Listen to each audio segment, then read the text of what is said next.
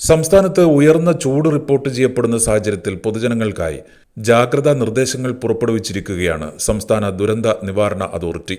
ഉയർന്ന ചൂട്, സൂര്യാഘാതം, സൂര്യതപം, നിർജ്ജലീകരണം തുടങ്ങി നിരവധി ഗുരുതരമായ ആരോഗ്യ പ്രശ്നങ്ങൾക്ക് കാരണമാകുമെന്നും പൊതുജനങ്ങൾ നിർദ്ദേശങ്ങൾ പാലിക്കണമെന്നും അതോറിറ്റി അഭ്യർത്ഥിച്ചു. പകൽ 11 മണി മുതൽ 3 മണി വരെയുള്ള സമയത്ത് നേരിട്ട് ശരീരത്തിൽ കൂടുതൽ സമയം തുടർച്ചയായി സൂര്യപ്രകാശം ഏൽക്കുന്നത് ഒഴിവാക്കണമെന്നും അതോറിറ്റി വ്യക്തമാക്കി. ദാഹമില്ലെങ്കിലും വെള്ളം കുടിക്കുന്നത് തുടരുക. പരമാവധി ശുദ്ധജലം കുടിക്കുക.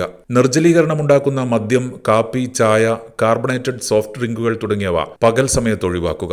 അയഞ്ഞ ഇളം നിറത്തിലുള്ള കോട്ടൺ വസ്ത്രങ്ങൾ ധരിക്കുക.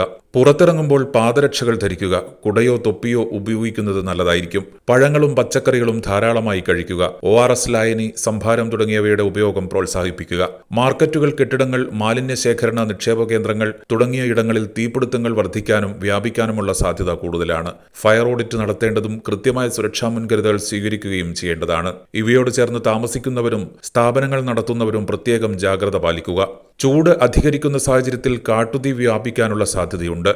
അങ്കണവാടി കുട്ടികൾക്ക് ചൂടേൽക്കാത്ത തരത്തിലുള്ള സംവിധാനം നടപ്പാക്കാൻ അതാത് പഞ്ചായത്ത് അധികൃതരും അങ്കണവാടി ജീവനക്കാരും പ്രത്യേകം ശ്രദ്ധിക്കണം. കിടപ്പ് രോഗികൾ, പ്രായമായവർ, ഗർഭിണികൾ, കുട്ടികൾ, ഭിന്നശേഷിക്കാർ, മറ്റു രോഗങ്ങൾ മൂലമുള്ള അവശത അനുഭവിക്കുന്നവർ തുടങ്ങിയ വിഭാഗങ്ങൾ പകൽ 11 മണി മുതൽ 3 മണി വരെ നേരിട്ട് സൂര്യപ്രകാശം ഏൽക്കാതിരിക്കാൻ പ്രത്യേകം ശ്രദ്ധിക്കണം.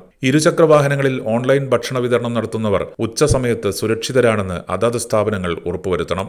പൊതുപരിപാടികൾ, സമ്മേളനങ്ങൾ എന്നിവ നടത്തുമ്പോൾ പങ്കെടുക്കുന്നവർക്ക് ആവശ്യമായ കുടിവെള്ളം, തണൽ എന്നിവ ലഭ്യമാണെന്ന് സംഘാടകർ ഉറപ്പുവരുത്തണം. യാത്രയിൽ ഏർപ്പെടുന്നവർ ആവശ്യമായ വിശ്രമത്തോടെ യാത്ര തുടരുന്നതാകും നല്ലത്.